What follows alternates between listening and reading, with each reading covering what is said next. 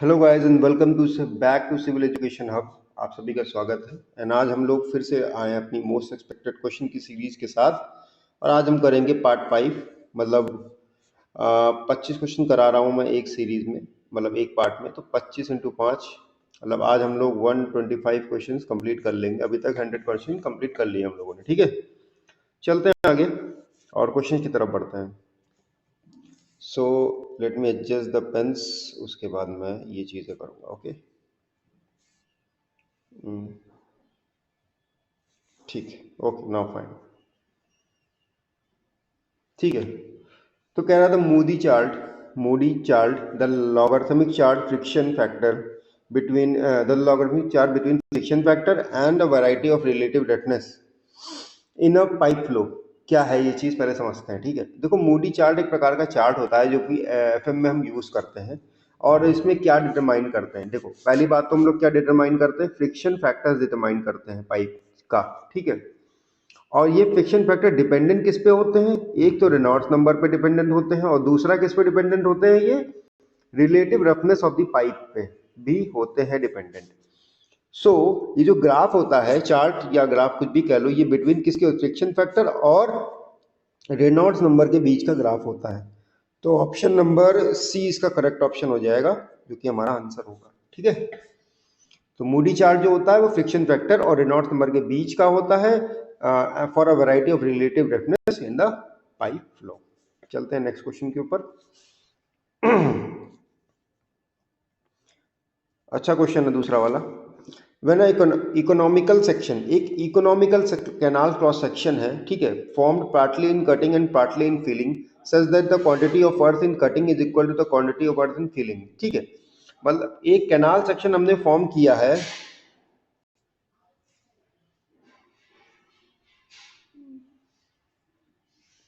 Okay now एक canal section हमने form किया है जिसमें फिलिंग भी की गई है, मतलब मिट्टी काटी भी गई है और मिट्टी भरी भी गई है। ठीक है, लेकिन वो कह रहा है कि जितनी मिट्टी हमने भरी है, मतलब काटी है, उतनी ही मिट्टी हमने भरी है। ये क्वांटिटी जो है ये दोनों की सेम है। ठीक है, दोनों क्वांटिटी बराबर है हमारी। चलो बढ़िया बात है।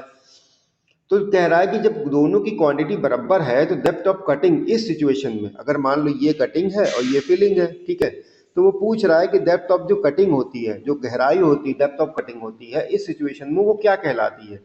तो मैं आपको बता दूं, इस सिचुएशन में वो कहलाती है बैलेंसिंग डेप्थ। किस सिचुएशन में, जहां पे कटिंग और फिलिंग दोनों की क्वांटिटी इक्वल हो। ठीक है, वहां पे हम इसे बैलेंसिंग डेप्थ कहते हैं। इससे क्या फायदा होता है, इसका सबसे बड़ा फायदा ये है कि वॉल्यूम्स इक्वल जब होती हैं कटिंग की और फिलिंग की, जब वॉल्यूम्स बराबर होती हैं तो जो कॉस्ट आती है हमारी अर्थवर्क करने की वो मिनिमम आती है। ठीक है, मतलब कम करने के लिए यूज करते हैं। ठीक है, आगे चलते हैं। क्वेश्चन नंबर 3, इसका ऑप्शन नंबर था ए और क्वेश्चन नंबर 3 की तरफ बढ़ते हैं।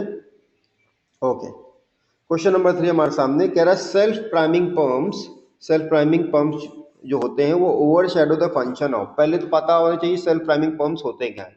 देखो सेल्फ प्राइमिंग वो पंप्स होते हैं, आप लोगों ने सुना भी होगा कि पंप जब चलता है, जो भी आपके घर में मान लीजिए मोटर वगैरह लगा होगा, तो उसमें एक कॉमन सी चीज आप ध्यान दीजिएगा कि सब सेल्फ प्राइमिंग आजकल आते हैं। ठीक, पहली बात तो ये। लेकिन क्या, क्यों सेल्फ प्राइमिंग कराई जाती है, क्यों, क्योंकि उसमें हमेशा एक मोटर को चलाने के लिए हमेशा उसके अंदर पानी चाहिए ही होता है। मतलब उसकी ब्लेड्स के चारों ओर पानी उसमें रहे, उसकी जो कैबिनेट है उसमें पानी भरा रहे, ये चाहिए होता है। अब अगर बाई चांस आपने पंप कुछ दिन नहीं चलाया और पंप सूखा रहा और उसको आपने ड्राई में चला दिया, तो इस वजह से क्या होगा, पंप हो जाएगा खराब आपका। तो उस पंप को खराबी से बचाने के लिए अभी क्या है, सब ऑटोमेशन सिस्टम आ गया है। तो क्या है, अभी पंप क्या है, खुद से पहले प्राइमिंग कराता है। प्राइमिंग मतलब जो इनिशियल पंप स्टार्टिंग के लिए होता है वो कराता है, ताकि कोई एयर पॉकेट्स ना बने और कोई कैविटेशन के चांसेस ना हो, इंश्योरिंग पंपिंग ऑपरेशन जो है वो बढ़िया तरीके से हो। ठीक है, तो यहाँ पे ये नहीं पूछ रहा है कि सेल्फ प्राइमिंग पंप जो है वो क्या काम करता है, यहाँ वो पूछ रहा है कि ओवर शेडो क्या करता है, मतलब किस चीज को ओवर शेडो करता है, मतलब किस चीज की जगह ले रखी है सेल्फ प्राइमिंग पंप ने आज के जमाने में। तो इसका आंसर हो जाएगा सेल्फ ऑक्सिलरी डिवाइसेस। ठीक है, सेल्फ ऑक्सिलरी डिवाइसेस जो होते हैं इनका जो फंक्शन है इसने ले रखा है। अब यहाँ पे लोगों को ये भी लगेगा कि कैविटेशन डिवाइस भी तो सर हो सकती थी। नहीं, कैविटेशन डिवाइस का काम एयर पॉकेट्स को रोकना नहीं होता है, ठीक है, तो पहली बात तो समझिए। लेकिन हाँ, प्राइमिंग का काम जरूर होता है कि एयर पॉकेट्स और कैविटेशन को रोके, तो दोनों बातों में फर्क है। लेकिन हाँ, रिप्लेस किसको किया है इसने? सेल्फ ऑक्सिलरी डिवाइस को रिप्लेस किया है, याद रखना।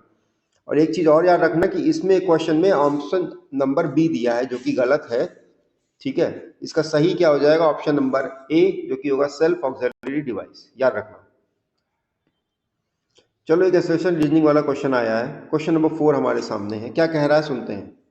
कह रहा है कि select the option appropriate to the following two statement label assertion and reason. दो क्वेश्चंस दिए हैं, असर्शन दिया है, रीजन दिया है, हमें सेलेक्ट ऑप्शन बताना है सही कौन सा है। तो देखो ध्यान देना, एक सेकंड में सेट कर लूं। ओके नाउ कह रहा है कि पहला कह रहा है gravity wear is the one which in which uplift pressure caused by the seepage of water below the floor रजिस्टेड entirely by the weight of the floor, ठीक है। मतलब ये कह रहा है कि ग्रेविटी वियर में जो अपलिफ्ट प्रेशर होता है और जो कि सीपेज ऑफ द वाटर के द्वारा कॉज होता है, अपलिफ्ट प्रेशर सीपेज के द्वारा कॉज होता है, वो जो वेट ऑफ द वियर है उसके द्वारा बैलेंस हो जाता है। चलो ठीक है। रीजन में कह रहा है, अच्छा ये एक चीज ध्यान रखना कि कभी भी असर्शन पढ़ो उसके बाद तुम्हें अगर इजी करना है इसको, तो बस एक काम करो, असर्शन पढ़ने के बाद एक वर्ड का यूज कर लो अपने मन में बिकॉज, और उसके बाद रीजन का स्टेटमेंट पढ़ लो, तुम्हें इजी हो जाएगा। तो रीजन पढ़ोगे, आगे लगाओगे because in non gravity type of wear the floor thickness is kept relatively less and the uplift pressure is largely registered by the bending option of the reinforced concrete floors. तो यहाँ पे देखो, पहले सबसे बड़ी बात, तुमने जैसे ही बिकॉज लगाया तुम्हें एक चीज समझ में आई कि भाई साहब यहाँ तो ग्रेविटी वियर की बात हो रही है, यहाँ नॉन ग्रेविटी वियर की बात हो रही है, मतलब ये असर्शन का ये रीजन तो नहीं है, ये तो कंफर्म हो गया, ठीक। अच्छा, अब सवाल ये है कि क्या स्टेटमेंट दोनों सही है? तो देखो पहला मैंने बता दिया था सही है, दूसरा भी सही, क्योंकि क्या कह रहा है, non gravity type of wear में जिसमें नॉन ग्रेविटी मतलब जिसमें वजन के द्वारा उसको बैलेंस नहीं किया जाएगा, वहां पे क्या होगा, बेंडिंग एक्शन बैलेंस करेगा। तो ये तो दोनों सही है, मतलब स्टेटमेंट दोनों सही है, लेकिन जो रीजन है वो असर्शन का करेक्ट रीजन नहीं है, याद रखना। तो इसका ऑप्शन हो जाएगा ऑप्शन नंबर डी, इसका करेक्ट ऑप्शन हो जाएगा कि भाई है तो सही, दोनों सही है, लेकिन क्या है कि रीजन जो है वो करेक्ट एक्सप्लेनेशन ऑफ असर्शन नहीं है। तो option number D will be the right answer. अच्छा, ये क्वेश्चन भी अच्छा है, ये पूछ रहा है कि on what principle does a reciprocating pump work. Reciprocating pump जो होता है वो किस प्रिंसिपल पे वर्क करता है। अगर किसी को रेसिप्रोकेटिंग पंप का एक छोटा सा एग्जांपल समझना हो तो ये समझिए, जो हैंड पंप्स होते हैं हमारे, हैंड पंप, ठीक है, गांव वगैरह में लगे भी होते हैं, आजकल तो शहरों में भी हैं, हर जगह हैं। हैंड पंप जो होते हैं वो रेसिप्रोकेटिंग टाइप के पंप होते हैं। इसमें होता क्या है, देखो, एक रेसिप्रोकेटिंग पंप जो होता है वो पिस्टन सिलेंडर मैकेनिज्म पे ऑपरेट करता है, ठीक है। एक तरफ सक्शन होता है, दूसरी तरफ डिस्चार्ज होता है, मतलब जब आप प्रेस करते हो उसको, नीचे दबाते हो पंप को, तो वो सक्शन करता है, और उसके बाद जैसे रिलीज करते हो तो वो पानी अपना डिस्चार्ज करता है। ये हर एक स्ट्रोक पे ऐसे ऐसे फ्लूइड का मूवमेंट होता है, ठीक है। तो इसमें ऑप्शन क्या हो जाएगा, क्या सेंट्रीफ्यूगल फोर्स होगा? बिल्कुल नहीं होगा। इंपेलर की तो बात ही नहीं करेंगे इसमें हम लोग। फोर्स वॉर्टेक्स फ्लो बिल्कुल नहीं होगा, क्योंकि फोर्स वॉर्टेक्स फ्लो किसमें होता है, पंप्स में होता है, ठीक है। और ये रेसिप्रोकेटिंग पंप है, जनरल पंप नहीं है ये। तो ऑप्शन नंबर सी ही हमारा बचेगा, जो कि सही ऑप्शन हो जाएगा। क्या हो जाएगा ये, create a reciprocating motion by sucking या suction and discharging the fluid in using a piston. तो पिस्टन का यूज करके हम डिस्चार्ज कराते हैं और रेसिप्रोकेटिंग मोशन का यूज करके हम सक्शन कराते हैं, ठीक है। चलते हैं आगे, इसका आंसर तो ऑप्शन नंबर सी। चलते हैं क्वेश्चन नंबर 6 पे। क्वेश्चन नंबर 6 कह रहा है which type of the lime is commonly used. कौन सा ऐसा लाइम है जो कि commonly use in soil stabilization में यूज किया जाता है to improve the engineering properties of the clay soils and enhance their load bearing capacity. Clay soil को स्टेबलाइज करने के लिए, जिन यहाँ पे इनकी प्रॉपर्टीज और लोड बेयरिंग कैपेसिटी को एनहांस करने के लिए, मतलब बढ़ाने के लिए हम क्या यूज करते हैं, ऐसा कौन सा लाइम यूज करते हैं? Fat lime, hydraulic lime, quick lime, या फिर स्लेग, डोलोमेटिक, क्या यूज करते हैं? तो इसके लिए हम लोग क्विक लाइम का यूज करते हैं, या फिर हाइड्रेटेड लाइम भी उसे हम लोग कहते हैं। इससे क्या होता है, सॉइल की स्टेबिलिटी बढ़ जाती है, उसकी प्लास्टिसिटी कम हो जाती है। स्टेबिलिटी, एक मिनट, स्टेबिलिटी बढ़ जाती है, प्लास्टिसिटी कम हो जाती है, याद रखना, और स्ट्रेंथ भी बढ़ जाती है। चलते हैं नेक्स्ट क्वेश्चन की तरफ, जो कि है क्वेश्चन नंबर 7। कह रहा है for a very deep for a very deep footing in a loose sand, deep footing होगी लूज सैंड में, type of the soil failure क्या होगा? पहली बात तो याद रखना एक चीज हमेशा कि कभी भी लूज क्लेई सैंड्स होंगे तो उसमें एक ही फेलियर होगा, वो क्या होगा? पंचिंग शियर फेलियर होगा। कभी भी कोई डेंस सैंड होगी, डेंस सैंड है ना, तो उसमें क्या होगा? जनरल शियर फेलियर होगा। ये बेसिक चीज याद रखो, इन्हीं दो से रिलेटेड आपके क्वेश्चन जल्दी जल्दी बनेंगे, ठीक है। सो अगर डीप फुटिंग है और लूज सैंड है तो क्या होगा? पंचिंग शियर फेलियर होगा, सीधी सीधी बात है। चलते हैं आगे। ओके, ये एक डेटाबेस क्वेश्चन है, ध्यान देना थोड़ा सा, क्योंकि क्वेश्चन इजी है लेकिन आप कंफ्यूज हो सकते हो, तो इसलिए ध्यान देना। एज पर आईआरसी मतलब Indian road Congress, what is the design speed adopted for Indian expressways? ध्यान रखना इंडियन एक्सप्रेसवेज की बात कर रहा है यहाँ पे। Consider the nature of terrain, plain है and cross section, cross slope of ground is less than 10%। Obviously plain में लेस देन 10% ही होता है, ये हमको पता होना चाहिए, ठीक है। प्लेन्स में जो स्लोप होता है वो लेस देन 10% होता है, पहली बात तो ये कंसिडरेशन वाली है, ठीक है। दूसरी चीज क्या कह रहा है? अगर ये जनरली हमसे पूछता कि भैया कोई भी नॉर्मल रोड है, एक्सप्रेस वे नहीं है, नॉर्मल हाईवे कुछ भी है, ठीक है, वहां पे अगर प्लेन है और स्लोप लेस देन 10% है तो स्पीड क्या होनी चाहिए? तो हम यहाँ कहते कि भाई साहब स्पीड जो आपकी होगी वो 100 किलोमीटर पर आवर की हो जाएगी, ठीक। लेकिन उसने यहाँ पे क्या पूछा है? उसने यहाँ पे ये पूछा है कि भैया इंडियन एक्सप्रेसवेज पे बताओ हमको आप। तो एक्सप्रेसवेज पे क्या हो जाएगा? एक्सप्रेसवेज पे स्पीड थोड़ी ज्यादा हो जाएगी, ऑब्वियसली बात है। तो इसका आंसर हो जाएगा ऑप्शन नंबर सी, जो कि होगा 120 किलोमीटर पर आवर, 120 किलोमीटर प्रति घंटा की स्पीड होगी इंडियन एक्सप्रेसवेज पे, और नॉर्मल हाईवेज पे हमारी जो स्पीड होगी वो 100 किलोमीटर प्रति आवर होगी। ध्यान रखना इसमें ऑप्शन जो है गलत दिया हुआ है आपको, इसका आंसर होगा, ये ऑप्शन गलत है यार, चलो मैं सही करवाऊंगा इसको। इसका जो आंसर है वो 120 किलोमीटर पर आवर होगी। ध्यान देना, लेक्चर को बहुत ध्यान से देखना, जो गलतियां मैं बता रहा हूँ उनको सही करते जाना। ऐसा ना हो कि तुम भी यही पीडीएफ पढ़ लो या फिर जो चीजें हैं ये पढ़ लो, मैं पीडीएफ सही करके भेजूंगा, लेकिन ऐसा ना हो कि तुम इस चीज को बस खाली देखते चले जाओ और ध्यान ना दो। दोनों बातों में फर्क है, ठीक है। अब ये कह रहा है कि GPS, which of the following statements gives an incorrect application of GPS? ऐसा कौन सा स्टेटमेंट है जो कि इनकरेक्ट एप्लीकेशन दे रहा है? इनकरेक्ट एप्लीकेशन बता रहा है किसकी? जीपीएस की बता रहा है। तो देखो, GPS can be use in preparation of maps, हाँ बिल्कुल सही है, मैप्स के प्रिपरेशन में यूज किया। जीपेन can be use to, option number C पढ़ते हैं, GPS can be use to determine time accurately, हाँ टाइम को निकालने के लिए काम यूज कर सकते हैं हम लोग, अच्छी तरीके से पता होना चाहिए। अच्छा, मूवमेंट ऑफ द व्हीकल्स, ये तो हम जनरली यूज करते ही हैं। अच्छा, एक और ऑप्शन है कि GPS can be use to determine the position of a point in deep and underground mine. तो हमेशा याद रखना जीपीएस कभी भी डीप या फिर अंडरग्राउंड माइंस में वर्क नहीं करता है, उसके लिए यूज नहीं होता है। तो ऑप्शन नंबर बी हो जाएगा सही ऑप्शन, जो कि इनकरेक्ट होगा, एप्लीकेशन ऑफ जीपीएस, ठीक है। चलते हैं नेक्स्ट क्वेश्चन की तरफ। नेक्स्ट क्वेश्चन कह रहा है, ये भी एक डेटाबेस क्वेश्चन है, which of the following is sieve का ऐसा कौन सा साइज है that is used to check the fineness of the cement by sieve test? अगर हम फाइननेस ऑफ द सीमेंट को टेस्ट करेंगे बाय सीव टेस्ट, तो ऐसा कौन सा सीव नंबर है जो हम लोग यूज, या सीव साइज है जो हम लोग यूज करेंगे? तो मैं सीधे सीधे आपको इसका आंसर बता रहा हूँ, इसका आंसर होगा 90 माइक्रोन। 90 माइक्रोन की हम लोग सीव साइज यूज करते हैं फॉर सीमेंट के लिए, जब सीमेंट का काम करते हैं, सीमेंट को फाइननेस चेक करने के लिए हम लोग यूज करते हैं 90 माइक्रोन की सीव, ठीक। चलते हैं आगे नेक्स्ट क्वेश्चन के ऊपर। नाउ कह रहा है, which of the following precaution need to be adopted for concreting? ऐसा कौन सा प्रिकॉशन है जो हमें अपनाना पड़ेगा कंक्रीटिंग जब हम करेंगे सब जीरो टेम्परेचर में? सब जीरो मतलब जीरो से नीचे जो टेम्परेचर है, माइनस में टेम्परेचर जब होगा, निगेटिव होगा, तो हम लोग क्या प्रिकॉशन अडॉप्ट करने चाहिए हमको जनरली, ठीक है। तो अगर हम प्रिकॉशंस की बात करें तो पहला उसने दिया option, pre heating of the materials of the concrete. हाँ बिल्कुल सही, जब ठंडा इतना ज्यादा है तो थोड़ा सा गर्म तो करना पड़ेगा ना मटेरियल्स को हमको, ताकि हम उस पर काम कर पाए अच्छे से, वरना तो जम जाएगा बार बार। सब जीरो मतलब मान लो -10, -20, -5, 4, कुछ भी हो सकता है टेम्परेचर, मतलब बर्फ जम रही है हर जगह, ठीक है, इस तरीके से समझ लो।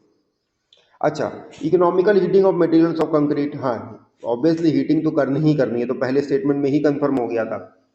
अच्छा, admixtures for anti freezing material, हाँ अगर कोई एडमिक्सचर हमारे पास हो जो कि एंटी फ्रीजिंग मटेरियल्स का बना है तो बिल्कुल यूज करेंगे, बिल्कुल। और इलेक्ट्रिकल हीटिंग, हीटिंग हमने फिर से कहा हीटिंग तो करनी ही है, चाहे इलेक्ट्रिकल दें चाहे नॉर्मल हीटिंग करें चाहे आग लगा के हीटिंग करें, हमें किसी प्रकार की हीटिंग तो प्रोवाइड करनी ही पड़ेगी, क्योंकि कंक्रीट जब जम जाएगी मान लो ठंडी में तो थोड़ा तो उसको ढीला करने के लिए, सही करने के लिए हमें हीटिंग करनी पड़ेगी। तो इसका आंसर क्या हो जाएगा, चारों ऑप्शन सही है। तो ऐसा कौन सा ऑप्शन है इसमें चारों आ रहे हैं, तो ऑप्शन नंबर सी हमारा जो है वो चारों ऑप्शन को इनकॉर्पोरेट कर रहा है। तो सब जीरो टेम्परेचर पे हीटिंग होनी चाहिए, एडमिक्सचर मिक्स होने चाहिए। ये 2 पॉइंट इसमें चारों में से ये 2 पॉइंट निकल के आते हैं, बस कंफ्यूज करने के लिए उसने 4 पॉइंट बना दिए हैं। अल्टीमेटली 3 पॉइंट में हीटिंग की बात कर रहा है और एक में एडमिक्सचर की बात कर रहा है। ठीक है, चलते हैं आगे। Next question, in a reinforced concrete cement RCC beam made stirrups, RCC beam के अंदर स्टिरअप्स का यूज, स्टिरअप्स का यूज हम लोग क्यों करते हैं? देखो स्टिरअप्स की सीधी सीधी बात है, स्टिरअप जो हम लोग यूज करते हैं वो शियर फोर्स को रेजिस्ट करने के लिए यूज करे जाते हैं, ना ही बेंडिंग मोमेंट, ना ही लॉन्गिट्यूडनल, ना ही सेल्फ वेट, शियर फोर्स के लिए किए जाते हैं। तो option number B will be the right answer. ये बहुत ही सीधा सीधा क्वेश्चन था, कंफ्यूज इसमें होने की कोई रिक्वायरमेंट नहीं है, आई डोंट थिंक। ठीक है, the slump test is used to measure, slump test क्या मेजर करने के काम आता है? क्वेश्चन हम लोग कर चुके हैं पहले भी किसी और से पार्ट में, तो वर्केबिलिटी मेजर करने के काम आता है। ठीक, चलते हैं आगे। In surveying the curvature of the earth is considered, जब हम curvature of the earth is considered in calculation when the survey line exceed, अच्छा जब हम लोग हम लोगों ने ये जरूर पढ़ा होगा, ध्यान देना आप लोग, पिछले सेक्शंस में पढ़ा है कि curvature of the earth consider करते हैं तो कौन सा सर्वे करते हैं हम लोग? जियोडेटिक सर्वे करते हैं। ठीक, पहली बात तो ये समझने वाली है। अब जियोडेटिक सर्वे करते हैं, लेकिन जियोडेटिक का सर्वे कब करते हैं? कुछ क्राइटेरिया होगा ना कि हमें भाई सर कर्वेचर ऑफ द अर्थ को कंसिडरेशन करना है, या सर्वे बहुत लंबा हो रहा है, कितना लंबा, एक लिमिट होनी चाहिए ना उस चीज की। तो सर्वे कभी भी 5 किलोमीटर से ज्यादा का अगर हो जाता है, कितने ज्यादा, 5 किलोमीटर से ज्यादा का अगर है तो हम उसको जियोडेटिक सर्वे की मदद से करते हैं, ताकि उसमें एक्यूरेसी मेंटेन रहे और काम अच्छे से हो पाए। तो option number C will be the right answer for this question. चलते हैं आगे। कह रहा which of the following material is most suitable for sound proofing, sound proofing के लिए क्या यूज करते हैं हम लोग? ग्लास, कंक्रीट, वुड या अकाउस्टिक फॉर्म? तो देखो वैसे तो ग्लास से भी काम बन जाएगा, डबल लेयर की ग्लास आते हैं आजकल, जिसमें ऐसे करके 2 ग्लासेस होते हैं, मैं आपको दिखाता हूँ कैसा होता है वो। कुछ ये ऐसे करके होता है ग्लास, मतलब एक ये लेयर होती है, एक ये लेयर होती है, बीच में थोड़ी सी स्पेसेस होती हैं, ताकि वो एयर की स्पेस होती है बीच में, ताकि वो साउंड ट्रेवल ना कर पाए। कंक्रीट का भी यूज कर सकते हैं हम लोग, ठीक है, बिल्कुल कर सकते हैं। वुड का भी यूज कर सकते हैं, भाई वुड भी यूज होता है, लेकिन सबसे अच्छा पूछ रहा है मोस्ट सूटेबल इन सब में से, तो अकाउस्टिक फॉर्म जो होता है, आजकल आप लोगों ने देखा भी होगा, देखा कहाँ होगा मैं आपको बताता हूँ कि आप लोग कभी बीटीएस मतलब बिहाइंड द सीन्स वीडियोस किसी यूट्यूबर के देखते होंगे, तो आपको, या कोई भी टीचर के देखे होंगे, तो आपने देखा होगा कि जब वो लोग बोर्ड पे वगैरह पढ़ाते हैं, बड़े बड़े बोर्ड पे पढ़ाते हैं, जैसे हम लोग स्मार्ट बोर्ड भी कहते हैं, तो उसके बगल में, मैं क्लियर कर दूं थोड़ा सा समझाने में आसानी होगी मुझे। हाँ, जो बड़े से बोर्ड में पढ़ाते हैं ध्यान दीजिएगा, तो उसके बगल में दीवार के चारों ब्लैक कलर की एक शीट टाइप की लगी रहती है, खूब बड़ी बड़ी, और उसमें क्या है, ऐसे ऐसे करके कुछ हनी कॉम्बिंग सेक्शन बने रहते हैं, ऐसे ऐसे करके, है ना, मतलब वो इस शेप के सेक्शंस उसमें छोटे छोटे दिखाई देते हैं। तो वो होता है हमारा अकाउस्टिक फॉर्म, जिससे होता क्या है, अल्टीमेटली वो साउंड प्रूफिंग के लिए यूज करते हैं, और बड़ी बड़ी सिंगिंग इंडस्ट्री में इसको यूज किया जाता है, ताकि साउंड इधर से इधर ट्रेवल ना करे, एब्जॉर्प्शन। ठीक है, तो अकॉस्टिक फॉर्म जो होता है वो जनरली साउंड को अब्जॉर्ब कर लेता है और नॉइस लेवल्स को रिड्यूस कर देता है, तो साउंड प्रूफिंग के लिए बहुत बढ़िया है। ठीक है, साउंड प्रूफिंग के लिए काफी अच्छा है। चलते क्वेश्चन नंबर 16 की तरफ। वो कह रहा है in a cantilever beam the maximum bending moment occurs, कहाँ पे होगा? मैंने बताया था फ्री एंड पे होगा, ये सॉरी फिक्स सपोर्ट पे होगा, जो अपना फिक्स सपोर्ट है वहां पे होगा। ये मैं बता भी चुका हूँ कि अगर आपके पास मान लो ये बीम है, तो ऑब्वियसली आप कहीं भी लोड लगाओ, लोड आप कहीं भी लगाओ, अल्टीमेटली सबसे मैक्सिमम जो आएगा लोड इनटू डिस्टेंस, तो सबसे मैक्सिमम यहीं पे मोमेंट हमारा जनरेट होगा। ठीक है, फिक्स है। चलते हैं आगे। Question number 17, the minimum water cement ratio required for hydration of the cement, hydration of the cement के लिए मिनिमम वाटर सीमेंट रेशियो क्या होना चाहिए? मिनिमम पूछ रहा है वो, यहाँ ये नहीं पूछ रहा है कि क्या कहते हैं ऑप्टिमम क्या होना चाहिए। तो मिनिमम जो होता है वो 0.2 होता है, और जनरली हम लोग complete hydration of the cement के लिए यूज करते हैं वो 0.4 होता है, मतलब 40% कह सकते हैं। ठीक, चलते हैं आगे। तो ऑप्शन नंबर इसका ए सही हो जाएगा। क्या सही हो जाएगा? ऑप्शन नंबर ए इसका सही आंसर हो जाएगा। चलते हैं आगे अब, एक मिनट। हाँ, कह रहा है which type of the bridge is most suitable for large span heavy loads. देखो हमारे पास क्या क्या है, लार्ज स्पैन है और हैवी लोड्स है, मतलब स्पैन काफी बड़ा है और लोड अच्छा खासा इस पे लग रहा है, मान लो, ठीक है, ये स्पैन ऑफ द ब्रिज है। तो इस तरीके में कौन सा ब्रिज यूज करेंगे? अल्टीमेटली देखो, कभी भी लार्ज स्पैन की बात करें, बहुत ही लंबा स्पैन है, तो एक ही टाइप का ब्रिज यूज कर सकते हैं हम लोग। सबसे ज्यादा मैं बढ़ा भी चुका हूँ, वो की है सस्पेंशन ब्रिज का यूज हमें करना पड़ेगा, मतलब वायर से सस्पेंड करना पड़ेगा ब्रिज को, और वो ब्रिज काम करेगा for heavy loads and large span या लार्ज लेंथ, लार्ज डिस्टेंसेस के लिए। ये ब्रिज आपने सस्पेंशन ब्रिज देखना हो, इलाहाबाद में भी अपने नैनी वाला पुल जो है वो भी है, एंड कभी सर्च कर लीजिएगा। नॉर्मली बहुत जगह, अब तो काफी जगह बन गया है। सैन फ्रांसिस्को का बहुत अच्छा कॉमन सा ब्रिज है, बहुत अच्छा रेड कलर का, बहुत सी मूवीज में देखा हुआ, गिरा देते हैं अक्सर, तो वो इस प्रकार का सस्पेंशन ब्रिज है। नेक्स्ट क्वेश्चन चलते हैं, question number 19। Okay, question number 19 हमारा किया हुआ है, ये रिपीटेड क्वेश्चन है। वो कह रहा है standard size of the brick as per IS 1077, standard size of the brick पूछ रहा है। तो मैंने आपको दो चीजें बताई थी कि भाई दो चीजें होती हैं, इस चीज को याद रखना। पहली बात, standard size of the brick क्या होता है, तो वो ऑप्शन नंबर ए सही हो जाएगा। 19 इंटू 9 इंटू 9 होता है, 19 इंटू 9 इंटू 9 होता है स्टैंडर्ड। और अगर हम बात करें नॉमिनल साइज क्या होता है, तो नॉमिनल साइज होता है हमारा 20 इंटू 10 इंटू 10, ये हमारा nominal size of the brick हो जाता है, ठीक है। तो स्टैंडर्ड नॉमिनल दो प्रकार के साइजेस होते हैं, दोनों को रट लेना। एमएम में लिखो, ये सेंटीमीटर्स में है दोनों चीजें, एमएम में लिखोगे तो 190 इंटू 90 इंटू 90 या 200 इंटू 100 इंटू 100 हो जाएगा। ठीक, चलते हैं आगे। अच्छा, main functions of the blast in a railway track, ये क्वेश्चन भी हम लोग कर चुके हैं। ड्रेनेज को भी करता है, मेंटेनेंस को भी रिड्यूस करता है, वाइब्रेशन भी एब्जॉर्ब करता है, तो option number D will be the right answer. चलते हैं आगे। हाँ, यूनिट ऑफ काइनेमेटिक विस्कोसिटी, देखो डायनेमिक विस्कोसिटी की बात नहीं कर रहा है, काइनेमेटिक विस्कोसिटी की यूनिट पूछ रहा है, और सारी यूनिट यहाँ गौर से देखना एसआई में दी है, सारी यूनिट्स हमें एसआई यूनिट में दी हैं। तो काइनेमेटिक विस्कोसिटी की जो यूनिट होती है वो होती है स्टोक्स। क्या होती है? एक सेकेंड, हाँ, स्टोक्स होती है, याद रखना, ठीक है। और 1 स्टोक हमारा जो होता है वो कितना होता है, अगर हम सेंटीमीटर में या सीजीएस में लिखें, तो 1 स्टोक हमारा रहता है 1 सेंटीमीटर स्क्वायर पर सेकेंड।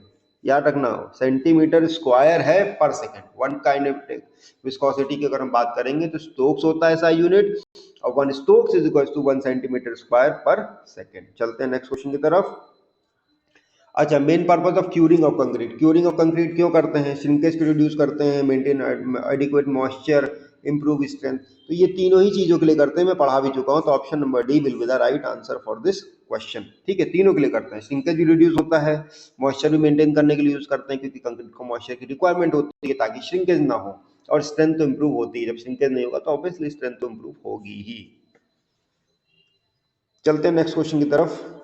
वो कह रहा है द मैक्सिमम लिमिट की बात कर रहा है, ध्यान देना। The maximum permissible limit for sulphates in drinking water, sulphates की मैक्सिमम परमिसिबल लिमिट, ये एक डेटाबेस क्वेश्चन है, याद रखना हमेशा कि मैक्सिमम लिमिट जो होती है वो 200 मिलीग्राम पर लीटर होती है। कितनी होती है? 200 मिलीग्राम पर लीटर की जो होती है वो मैक्सिमम लिमिट होती है फॉर सल्फेट्स। चलते हैं next question. Okay, the minimum grade of concrete required for RCC as per IS 456/2000, ठीक है। इसके द्वारा आरसीसी स्ट्रक्चर का जो मिनिमम ग्रेड ऑफ कंक्रीट होता है वो क्या होता है? तो देखो, minimum grade of concrete as per IS 456 is M20। M20 is the minimum grade of concrete, ठीक है, जो कि हमें आरसीसी स्ट्रक्चर्स में रिक्वायर्ड होता है, याद रखना। और पीसीसी में क्या रिक्वायर्ड होता है? अगर हम प्लेन सीमेंट कंक्रीट की बात करें तो क्या होगा इसके लिए? मिनिमम M15 रिक्वायर्ड होगा, ठीक है। और अगर हमारा एनवायरनमेंट बदल जाता है, कोई एक्सट्रीम एनवायरनमेंट में काम करते हैं, किसमें? एक्सट्रीम एनवायरनमेंट में अगर हम काम करते हैं तो वहां पे जो आरसीसी का हो जाता है, वहां पे आरसीसी जो जाता है वो M25 हो जाता है, और पीसीसी जो हो जाता है वो M20 हो जाता है, याद रखना। एक्सट्रीम एनवायरनमेंट में चेंजेस, वैल्यू चेंजेस, ये वैल्यू बदल जाती है। चलते हैं नेक्स्ट क्वेश्चन की तरफ। हाईवे डिजाइन में, in highway design the stopping sight distance depend upon, SSD जो हमारा होता है वो किस चीज पे डिपेंड करता है? स्पीड पे डिपेंड करता है, बिल्कुल होता है भाई। फॉर्मूला क्या होता है? कमेंट सेक्शन बताना। 0.278 v into T R plus 0.278 v का whole square upon 2g into F, ये हमारा पूरा फॉर्मूला होता है। ठीक है, याद रखना, जिसमें ये अलग होती है, ये अलग होती है, ये ठीक है। ये तो रिएक्शन टाइम के लिए डिपेंड होती है और ये जनरली स्पीड से रिलेशन होता है। ठीक, तो ये किस पे डिपेंड होता है? स्पीड ऑफ द व्हीकल पे होता है, बिल्कुल होता है। रिएक्शन टाइम मैंने बताया ना, टी आर रिएक्शन टाइम होता है। एफिशिएंसी, ब्रेकिंग एफिशिएंसी किसे डिफाइन करते हैं हम लोग? यहाँ 2gf से नीचे, ये वाले फॉर्मूले से, ये ब्रेकिंग एफिशिएंसी फॉर्मूला है।